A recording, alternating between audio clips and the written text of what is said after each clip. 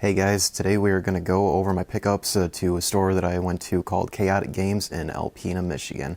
So let's take a look at everything I got.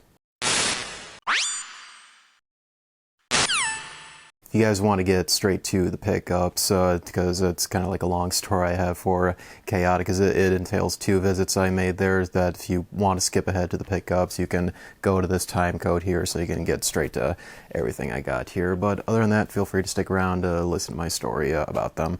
So K-otic Games, recently, about like a week ago I think it was, they turned 13 years old. They've been located in Alpena, Michigan throughout its whole existence. That they have mainly, for the most part, they've stayed in the Alpena Mall for like their whole like almost 13 years of business, and it wasn't until I think it's like 2 months ago at this point they finally were able to like move out of there and have like their own store location. That thankfully they're no longer in that mall though, thank God. And it is like the one store that for like the area that I grew up in, it was the only store closest to me where it was the only like old mom and pop type of game store where it wasn't like a corporate owned store and all that stuff. But then again, the closest corporate location like GameStop was in the town that I live in now, which was like an hour and a half away from where I originally lived. But K-otic, for a while, they were like a store that I wanted to visit every time I just went to Alpena, because they always just had good stuff there over the years. With this trip, trips I actually made, I wanted to like originally film this on like my first trip there, but I got busy because it was also the time where I had to go to my recent family vacation to North Carolina, to the Outer Banks. But when I came back, I got like an email from them that it's their 13th anniversary earlier this month in October, and that they were having a sale going on. It's like, all right. Now I got a reason to like pay a visit there so I can pick up a bunch of stuff. And also some of this stuff here, mainly for my second visit, some of this I got with like all the credit I got for trading in a bunch of Switch games. That if you guys saw my recent video on the Switch, you'll understand like why I traded them in. But yeah, through all this stuff is like through those 2 visits that I got. And in fact, one thing I forgot to mention, K-otic has like has one nice history with them. It is the one store where I managed to get this game or collection right here, the Metal Gear Solid, the Essential Collection. This is how I originally played my favorite game of all time, Metal Gear Solid, was with this collection here, and I still have the exact one that I've bought, I want to say, like maybe 11 or 12 years ago. The packaging is like really beat up right now, but still like the original games in here. I might get like a replacement outer box for this one day, but if I'm desperate enough, like I'll go to my way to do that. But yeah, other than that, let's go over everything that I got from them. The first thing I'll show, this is my very first what these are called, like shadow boxes, or on the side you see pixel frames right there. I've always was fascinated by these here because of just what they are. That it's just a really cool, like it's basically a screenshot from like an old retro game that they've made it like 3rd dimension with these frames here. And I didn't know which one to get for my first bud until I decided, I was like, this was definitely the one I wanted to get. It is one based on Castlevania Symphony of the Night, of the opening intro segment. The reason that I chose this as my first, that whole intro is just so iconic, and if you guys played the game or seen this cutscenes online, you'll know exactly why. Because we learn why that this monster apparently doesn't belong in our world, matter of fact, but in return explains to us the definition of a man, though. Yeah, I just love that scene so much, like most of us do, of course, but yeah, wanted that to be my first pixel frame there, because it just looks so cool. So anyways, on game stuff, actual games here. This first one's starting out strong with this. This is a game that that if you at all are into video games, and especially if you play just a lot of shooters and all that, whether if it's first person or third person shooters, this is one that you owe it to yourself to play. That's Spec Ops: The Line. This game is quite an experience if you have played it and you've like paid attention throughout the whole game of what the game really is all about here. Today, the gameplay, it is as it was when this game came out. It's nothing special at all. It's just a generic shooter and doesn't like change up anything at all, because like what can you really do to like change up a third-person shooter in creative ways?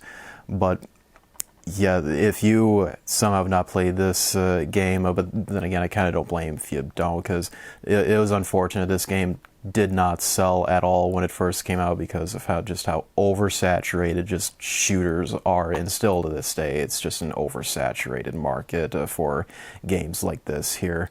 But yeah, if you still haven't played this game, please, you must do. You won't regret it at all. And in fact, I haven't even like finished this game honestly, but I do know everything about it though, and that now just looking at like the cover art and me knowing everything on the game, I just get a sense of disturbance every time I just look at the cover nowadays. But if you are going to play this game, though, I highly recommend the PC version, though, because just better controls and better frame rate and all that. Because, like, I did pop this and play a few weeks ago. It's like, I can't play this version. It's just too low quality for me to just play through it. But the PC version still pretty good overall. But moving on to the next one, DC Universe Online. I only like picked this up because I think it was probably like $2 or $3, I would say. And it's kind of like been a thing lately, well, mainly with Marvel I've seen, where like older, not just games, but any other types of entertainment media for like the older between like DC and Marvel stuff is like going up in price. Just any stuff related to, well, games mainly that I care for that's related to either of those big properties, like I'll consider picking it up for the right price nowadays.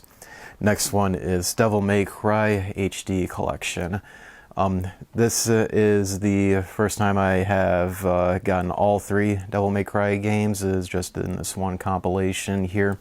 It is a series I've wanted to try out for a very long time, but just never gotten around to, and I never played it back then, back when I had a PS2 or any other platform back then. But I do hear this version that during like gameplay segments, like the games do look pretty good. Just when it comes to like the cutscenes, they didn't change like the aspect ratio between from like cutscenes to actual gameplay. So like seeing that, it just looks really weird and totally off, but it won't hinder the experience, as I may finally play through the games on this version here, but we'll see. Next one, Battlefield Hardline. Battlefield is the one like pick up and play first person shooter franchise that I'm a fan of. Like all of your CODs and all that other crap is like I just do not care for at all. But Battlefield has always been the one that I've just been a fan of, because just huge maps, sandbox gameplay, and just ridiculous amounts of fun you can have with these games, especially Battlefield 3 and 4 back then.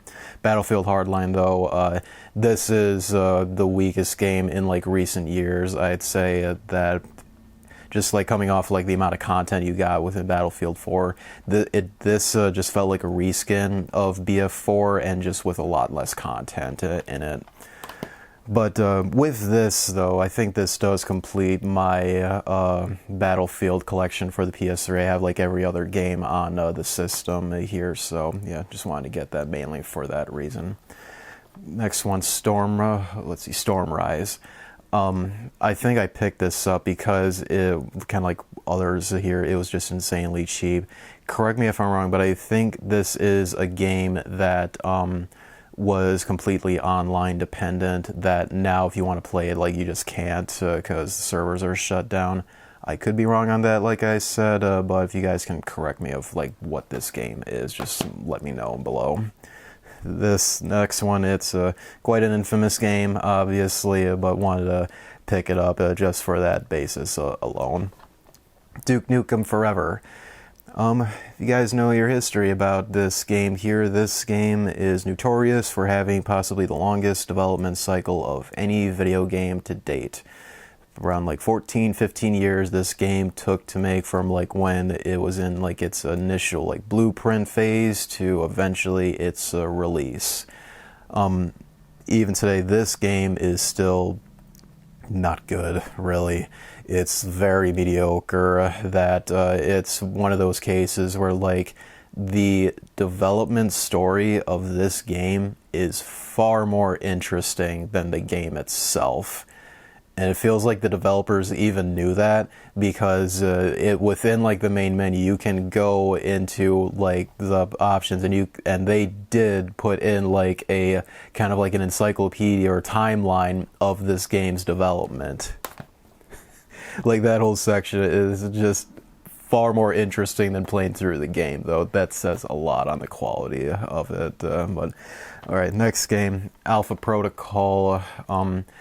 I think I only picked this up because it was like a Sega made a game here, or like Sega published game, really. It just looked like, because it says like it's an RPG game, I thought this looks kind of interesting, that I'll like try it out someday. And last one, PS3 games here is Mindjack. Mainly picked this up because it was a Square Enix published title. It's an M-rated game from them. And looking at like the back of it, this does seem kind of like an interesting third-person shooter from what it seems. And since it's a Square Enix game, like hopefully it's got like an interesting story in it. Next stack of games are Super Nintendo games, and Super Nintendo I absolutely love picking up games for, because as far as I can remember back, this is the very first game, the system I ever played on, and that I do regret that many years ago I just gave away like a stack of games to like a former friend of mine back at high school. It's like, I don't know why I did that, honestly, but I guess I was just that thoughtful to him. But some of these, I used to have these back, then I want to get them back as a result, and some of these new ones are just I've never had. First one, absolute classic, Donkey Kong Country. This game still looks gorgeous today for like a 2D game, though I will say of like the original trilogy on the Super Nintendo, is like this is the weakest game in my opinion. Not saying that it's bad at all, it's still a very good game to play through. It's just the other two games are just far better in my opinion.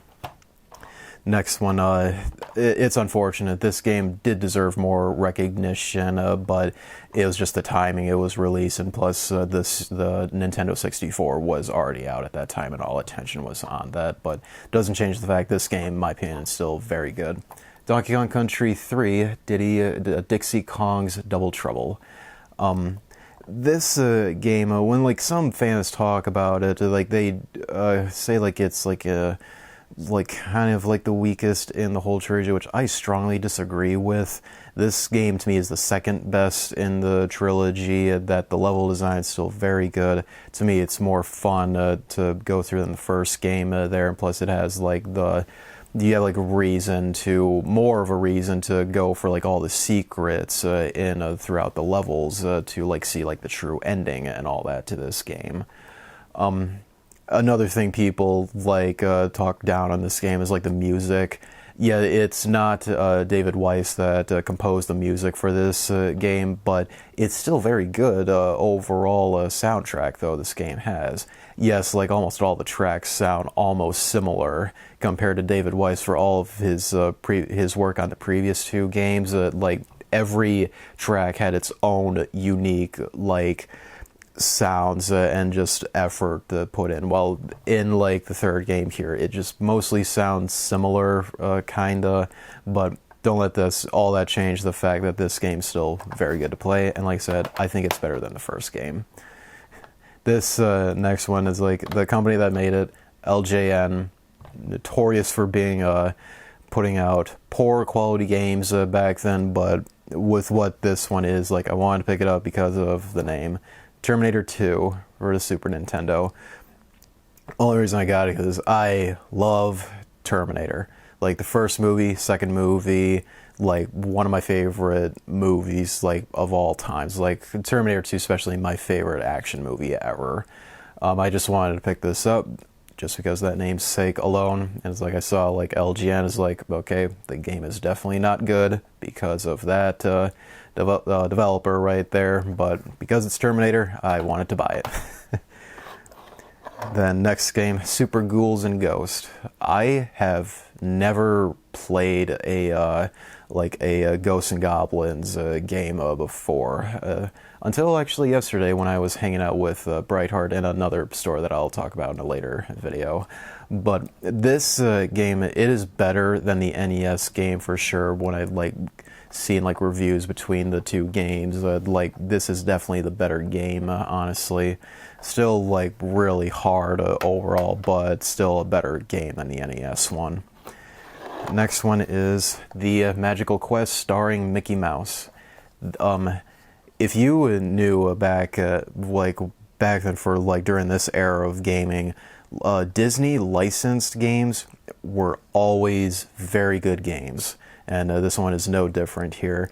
The Magical Quest games, they made 3 of them, this being one of them obviously. They are just very good platformers that, granted that they were really short with, I think they had like 5 or 6 levels to go through, but you always got like new costumes that would give you like new abilities and stuff, and like the overall level design and the bosses, like all of them had their own unique twist and everything that kept the games from like getting stale and all that. But highly recommend you guys try out these games, they're very good. Speaking of Magical Quest, I got the second game right here. That's The Great Circus Mystery. I did have this back then when I, for like all of my original games I had for the Super Nintendo before I gave them away. I did have this and the whole lot. I didn't have the first one back then. This was the only one I got. Very similar to the first game is like what I described previously. New costumes, new levels, new boss fights, and everything. Personally, so far, I think this is probably the best game of the original trilogy. I do know like they ported some of the games to the Game Boy Advance years later. The third game, it stars Mickey Mouse and Donald Duck, and for some reason, like the Super Nintendo, that game was only released in Japan for some reason. You can download ROMs of it with English translations and stuff. I don't know if it got a international release on the Game Boy Advance. Correct me in the comments if it ever did, but yeah, wanted to pick all these up here because most of these like I played a lot back then. I just wanted to get them back once again. This next game, only got this because I want to have like every game in the series here, despite like what my opinion of the series is with recent games. Like I still have somewhat of a soft spot for this series though, still to this day, that I want to get every single game in the series. And this one, it's Kingdom Hearts Recoded. This game, I do say it is better than Days, the other DS game with one of the worst names for any video game in my opinion. But Recoded, like, it's the one game in the overall series that this is the most unnecessary game, at least when it comes to story, really. The gameplay, though, like, it's definitely better than Days for sure, but it still doesn't look too interesting to me. That I really just wanted to get this so I could just, like I said, have every physical game in the series. And I also will get like Japanese versions of like the PS2 games, because the final mix versions, that was the only way they originally came out before we got the HD collections. Next batch here, these are some PS1 games that I always like getting system games for, because after the Super Nintendo was like my next system that I always played on was PS1 here. So every time I see games for that I don't have, I just like getting them. First one, Wing Commander 4. I've never played the Wing Commander games. Was never big into strategy games back then. That has changed now. Like I am more into them nowadays. But yeah, I can't say much on this game. It's just one that I didn't have, and I kind of like that box art. And I do remember, I think this game does have like live action FMV cutscenes, so I'm sure it's like one of those, like looking at it today, it looks awful, but still cheesy to this day. This game, unfortunately, I never had this game back then, as blasphemy as it may sound, but it's true, I never had this back then. Crash Bandicoot 2, Cortex Strikes Back. I did have the first game and third game back then, but for those, I don't have access to them anymore. I'll have to get like those games again pretty soon. But yeah, the second game, I never had this at all. I think like my dad like tried to like find this game back then, but he could never get it for whatever reason. But nowadays, if you want to play the Crash games, like play the Insane Trilogy, that's just arguably a much better and obviously more accessible version compared to the original games. But I do like the cover art here. It's a hologram type thing where it's not the manual, that's the hologram. You still have, let's see. So you still have like the actual manual to the game, but the hologram is separate. It's its own like little slip inside of here. I don't know any other PS1 games that were like that. If you guys can tell me below of like what other games were like that, I'd be more than happy to go pick those up, honestly, as I always like holographic covers for games. This next one, my grandmother had this when she had the PlayStation 1 back then, where if like I were to visit and my cousins also visited, we just had like these set of games that she had, and I wanted to get this because the original copy I know is damaged beyond repair. This is Tiny Toons Plucky's Big Adventure. This is somewhat of a decent point and click adventure game. You travel around like 3D environments and just pick up stuff and just see if it works with this until you get to the very end, pretty much. I think like the end goal is so you can fully assemble the bike he's riding there on the front covers. Like, don't quote me on that. I never finished this game back then, but you know, if you want a decent like point click like adventure game, I would like suggest this. It is still a very cheap game today, which I got to get a replacement case for too, which thankfully Jill cases are very easy to replace. This next one, I mainly picked this up because looking at the back of this, it kind of reminded me of Twisted Metal a little bit, so hopefully it's like that. That's Grudge Warriors.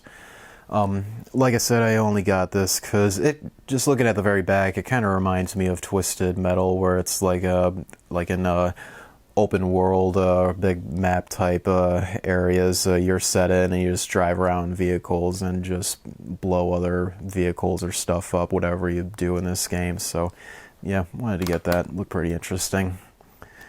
This next game is I think it's my only PS2 game that I got through this whole lot here. Oh wait, no, sorry, I did get a second one. But this is a series that I always like getting games for this series, except for like the really bad ones, especially the newest one that came out I think 2 years ago now.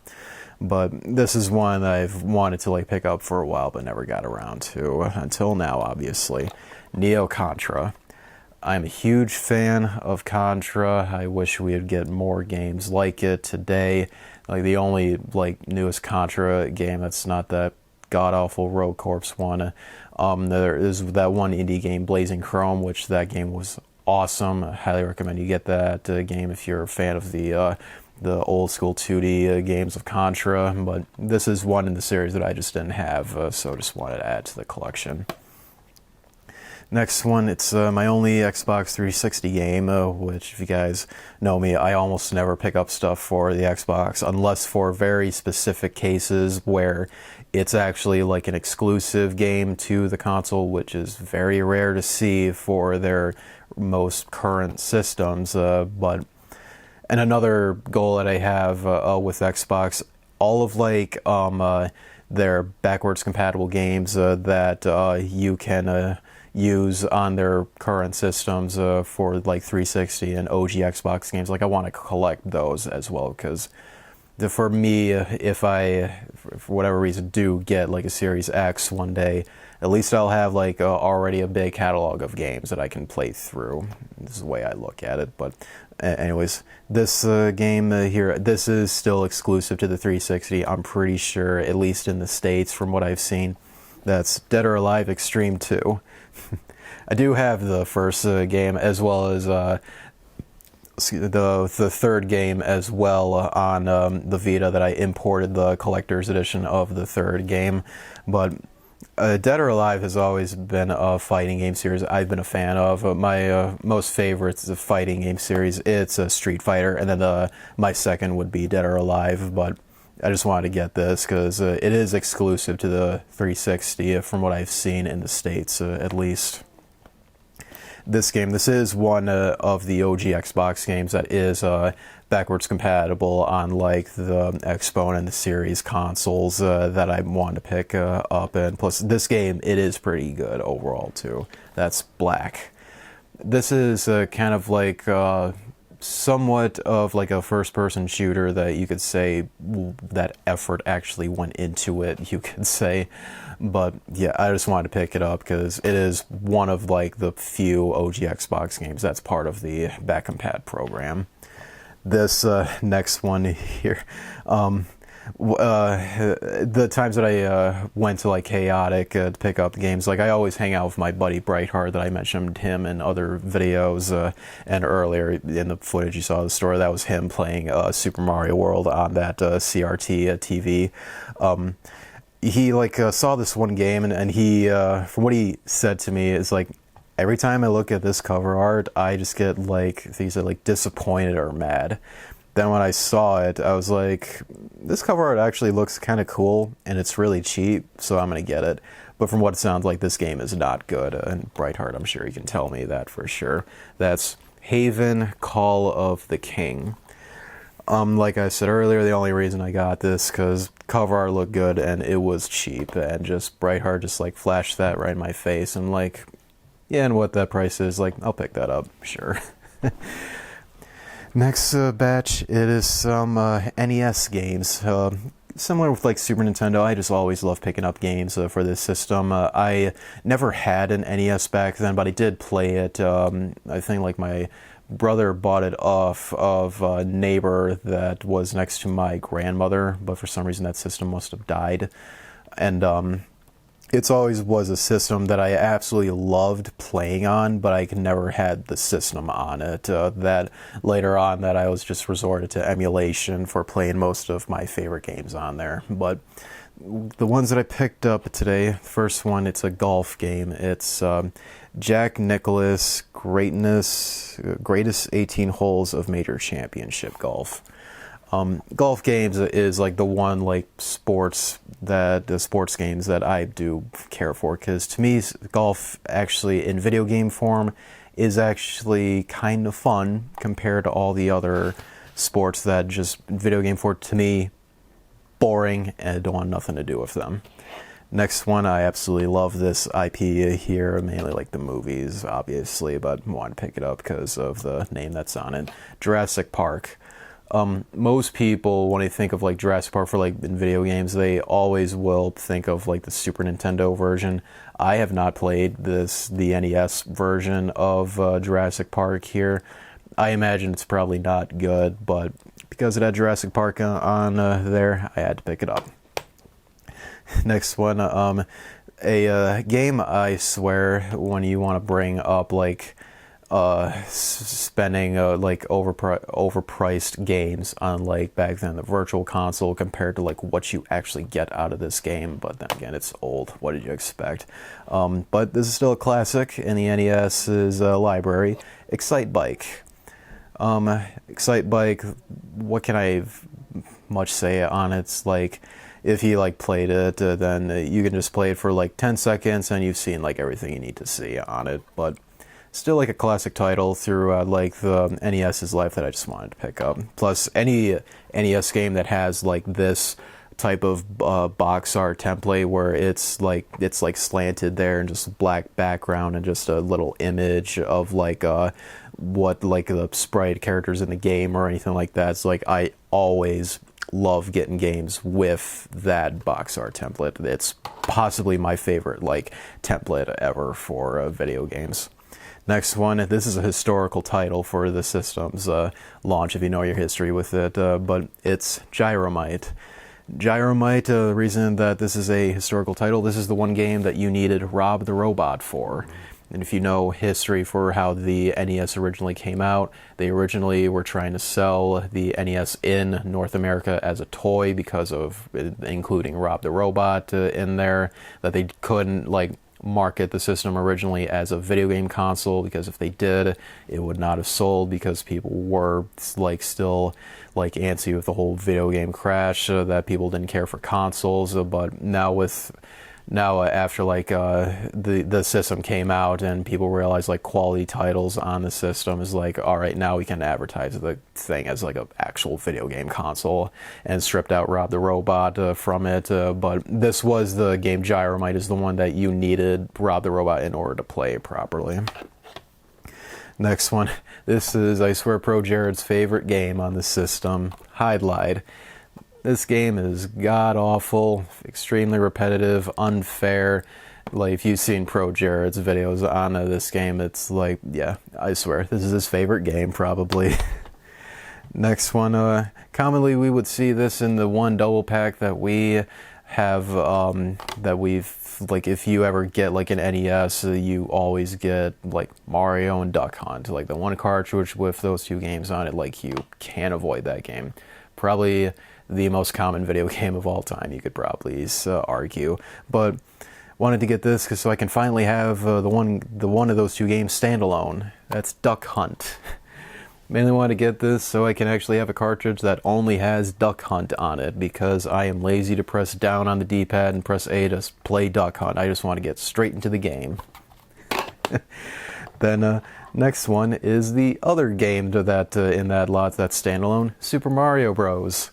So we, like I said, we only would get like Super Mario Bros. And Duck Hunt for that in that one cartridge, but we almost, I swear, never see them standalone like this here. So wanted to finally get Super Mario Bros. Standalone for the NES here, so I can just fill that void in the shelf. Next one, this is definitely a classic for the NES that did get like a remake today, and personally I prefer the remake over this. DuckTales. Definitely a very good platforming game, still holds up pretty well, and even some like mechanics that they use for this game is still like replicated in like modern 2D platforming games from like indie titles and all that. But if you guys haven't played DuckTales, definitely play it. You can get the remake of this game on like PC and current systems. I'm pretty sure it's on like all modern platforms as well. But yeah, highly recommend that if you're into 2D platformers. Last one, it's Tetris 2. You know, I never knew that there was a Tetris 2 on the NES. It's like I have the Tengen Tetris you guys see above me there, like in complete box 2, which you almost never see these days. But most people were mostly familiar with just OG Tetris for the NES, but I don't know what the second game did here to like change things up though. But yeah, I just wanted to get it because I've never seen it before. Alright, last deck here's just random ones I decided to pick up here that just instantly caught my eye. First one, Smart Bomb for the PSP. This is a sealed copy of it.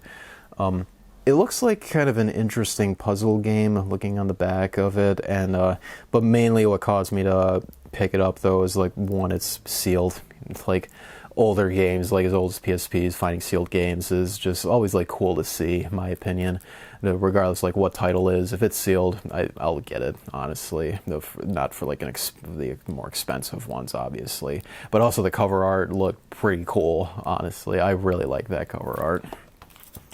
This next one, this is one I'm pretty sure was something that was bundled with the PSP camera. If you guys remember that, a thing you had to, this big bulking camera you had to place on top of your PSP system to like play certain games and all that. But I want to say this was bundled with the camera at some point, and like it even says on the front like you need the camera and capture card in order to play this game.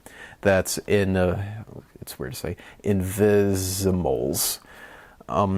The only reason I got it because it's just a weird game that you just needed a peripheral in order to play it. So the only reason for getting it. This one here, this is a UMD movie, but I don't know why I like picking up UMD movies. It's such a weird thing that they did for the PSP that at the time, you know, it made sense and all, but just today, looking back, it is weird that you needed the PSP in order to play these movies that have like DVD releases and were cheaper, but you're just paying more for the privilege of playing them on your PSP. But this one here, it's Will Smith, The Hitch.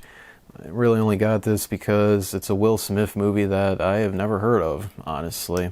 Plus, it's a UMD movie, super cheap, that I just wanted to pick it up because I don't know why I like picking up UMD movies. There's just a weird thing that I just like to collect for, let's just say. Last PSP game here, it's Siphon Filter Logan Shadow. Siphon Filter games, they were really popular back then for like the early PlayStation systems, for like the PS1, PS2, and there were a couple on the PSP here as well. Honestly, I'm not much interested in this series. I just know like this was a series that was pretty popular back then on the systems that nowadays you don't see new entries for it. This game right here, this game has like a funny history behind it due to like the main reason people bought it wasn't for the game itself, but what the additional thing is that they included with it. Zone of the Enders one. You guys would know back then, the reason this game sold a lot is because of that. It included a demo of Metal Gear Solid 2, which thankfully this copy does have right here. There's the demo right there, and right there's the actual game disc for Zone of the Enders. But yeah, Metal Gear Solid 2 at that time, it was one of the most hyped just products ever at the time, that they went many lengths to just advertise it, that they just threw in a demo of it, like I want to say probably like around 8 months before MGS2 actually came out is like when Zone of the Enders was released. But the game itself, Zone of the Enders, it is like a pretty fun mech combat type of game that they did do like a HD collection of it for the 7th gen systems that kind of repeated history with that collection, because they also included like a demo of Metal Gear Rising. Funny that they just want to like try to replicate the game's history there with that HD re-release. Next one, I'm a big fan of this series, and also recently turned, I think, oh man, what is it? I'm pretty sure this series turned 30 years old now. Oh wait, no, I'm pretty sure, no, it's 25 years old. Sorry, this series turned recently. Lara Croft Tomb Raider. This is or Lara Croft Tomb Raider Anniversary. Sorry, getting mixed up there. This is a remake of the very first Tomb Raider game, and honestly, if you do want to play the first Tomb Raider game, play this version. It's a far better version overall. That the original game on the PS1 is just super dated and just really not a lot of fun to play. But yeah, this game's still a lot of fun to play. That they like released this on many different platforms back then. To me, the PC version's the best still. But yeah, Tomb Raider is now 25 years old. Recently, that Square Enix announced. So time flies sometimes, you know. The last two here are some GameCube games.